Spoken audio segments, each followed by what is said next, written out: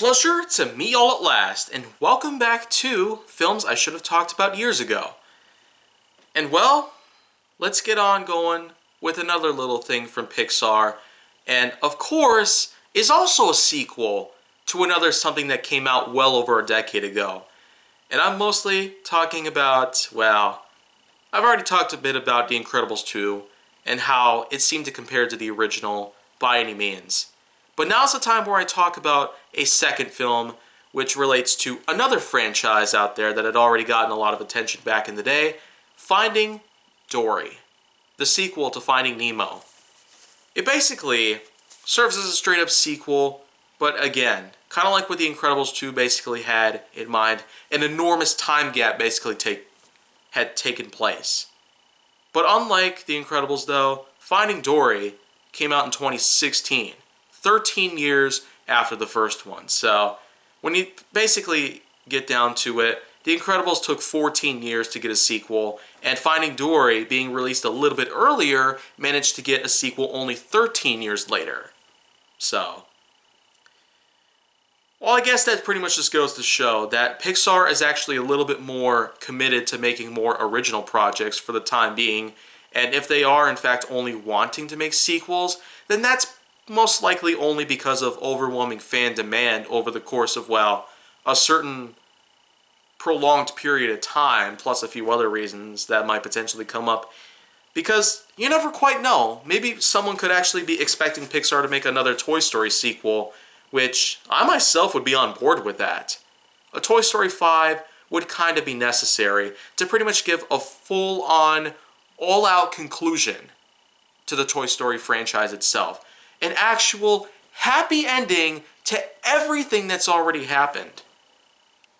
Because, well, they refused to pretty much stick it out with what Toy Story 3 gave us. The kind of happy ending we were actually expecting for the franchise itself. Especially when it took them 5 years to basically make a new Toy Story 3 project after their old one had to be scrapped because of the cancellation and eventual closure of Circle 7 Animations.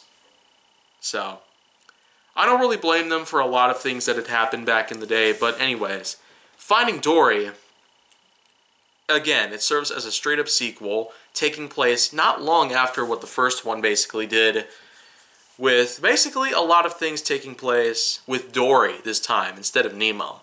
Instead of Nemo basically bumping on the bottom of a boat, you have Dory kind of wandering around the ocean trying to basically realize the kind of value that, well, the family of Blue Tangs had basically shown.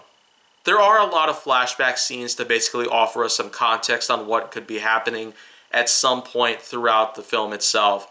And it turns out that Finding Dory does happen to give us a good excuse why a sequel was almost necessary.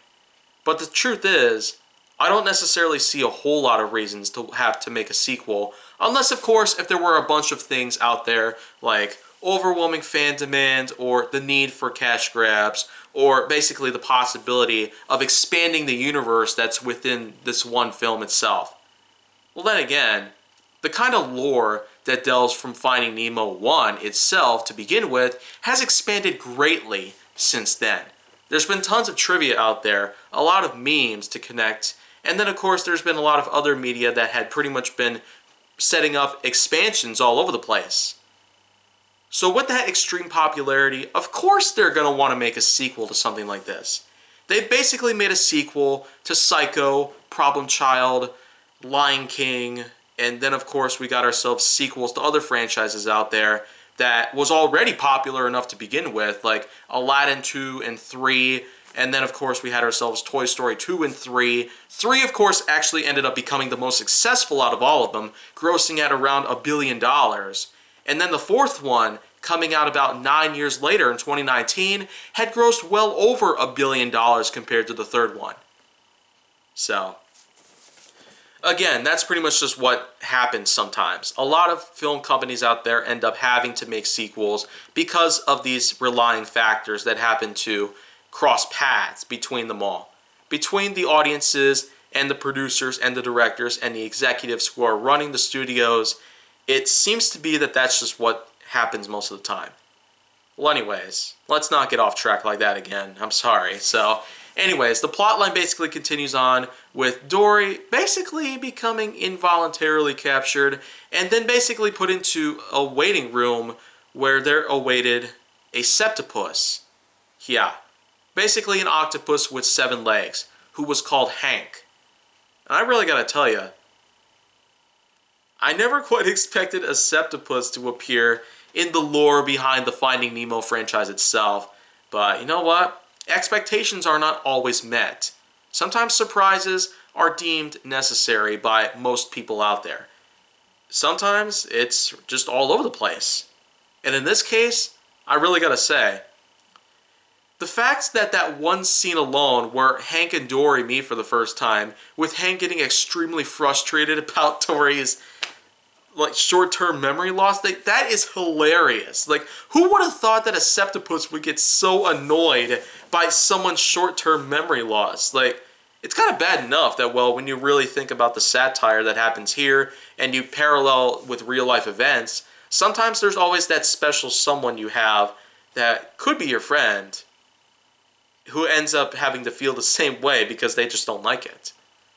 I myself am more than likely to amount to a lot of things that I myself would potentially not like. Well, anyways, Dory and Hank end up developing a bit of a bond that is quite different than others, and they eventually agree to work together to attempt to escape from the facility that's holding them both. Dory is expected to head out all the way to Cleveland, Ohio in some sort of aquarium or zoo or whatever, but that's not supposed to happen in any possible way. Marlin and Nemo also set out to try and find them in any possible way. They end up coming across a lot of different things out there, from falling in certain tanks to bouncing on top of parasols and other sort of related things in the air. And then, of course, with the, well, occasional suffering of not being able to go back into the water because they're washed up on dry land. And then there was even that point where they got carried away by birds in a little cup. I mean, wow. Again, a lot of this stuff is just amazing to watch. Especially when you take a look at the kind of graphical nature that's behind this film and the last one. The evolution of computer graphics and animation capabilities, and not to mention extreme details and clusters of other things that have happened. The difference between one Pixar film and a much, much more recent Pixar film really shows that Pixar is now as professional as it can possibly be. They are, in fact, the best, as Woody had said in the first Toy Story. Well, inadvertently, but a lot of people have basically gone as far as to pretty much use that one shot for that. But anyways, again, so eventually what happens is that, well, Dory does, in fact, find the lost parents. And these parents are more than relieved to see Dory. Of course, other characters pretty much pop along, including a giant whale shark and a beluga of some sort, or I don't know if it's a beluga of some sort, but I can't really be sure of that either, because, again, it's not as fresh as it used to be. I have watched Finding Dory quite a few times on Netflix, yet I don't always seem to be getting every detail put together. Although I will pretty much explain the ending, because it's probably one of the best parts to any Pixar film I've seen by far. It does, in fact, take place on the streets. Yeah. Finding Nemo was one of the rare few that did not view as many scenes with cars and trucks on the open roads or in residential areas by any means. Most of the others, though, do. Of course, we remember all 4 of the Toy Story films had some sort of connectivity with the roads and all that good stuff, but Finding Dory gives us a good reason to head up onto the roads way more often than it did during one little scene that happened in the first film. What happens is that eventually Dory and Hank end up getting captured and put into a few tanks along with a bunch of other fish inside of a small truck. And the truck then heads off all the way to Cleveland, Ohio. But then, of course, well, somebody left the vent open, and Dory and Hank are able to climb out of there and pretty much just scare off the drivers to the point where they're able to take over the truck. Wow. Like, that is just amazing. Wow. Who would have thought that a septopus and a tang are driving a truck down the road? well, this ain't even real, so I don't know why I'm so surprised at it still. But it just cracks me up knowing that somehow a septopus can drive behind the wheel of a truck. Like, that's unbelievable. Wow. Pixar has done a lot of things that most of us never thought was possible, but still, you really gotta admit. The scene where a truck gets hijacked by a tang and a septopus being driven down the roads towards the ocean, where they eventually pretty much find each other again. And, well, that's Finding Dory for you. The truck collides into the ocean, releasing all the fish within it. Pretty much. So, the bottom line, the ending is quite possibly one of the best scenes in any Pixar film I've seen thus far. So, in terms of giving this film a score, though, it's a bit hard for me to justify because there's been tons of things out there that people are not necessarily seeing as likable parts of the film itself. But I myself would digress because, as I've said before, I'm a hardcore Pixar fan, and every new film that comes out, I do what I can to at least figure out what it is, what it's about, and how it possibly ends. There's lots of ways that they can go down. But in this particular case, with a Pixar film that's a straight-up sequel to Finding Nemo, yet being released a long time after Finding Nemo was released, it basically gives us a lot of things to talk about nowadays. Since it's now, well, not as fresh in our minds as it was back in 2016, 5 years ago, but still. If I want to give this film a score, then, well, I'm actually going to be a bit generous on this one. A solid 8.8 on this one. I can't necessarily say if this is better than Finding Nemo, but I also cannot say this is actually as bad as most people are putting it together. So, again, a high score, 8.8 out of 10. That's pretty much on par with a lot of other films that I've also watched. So, expect some other things to come around, because I will get to some other films that have similar scores like that.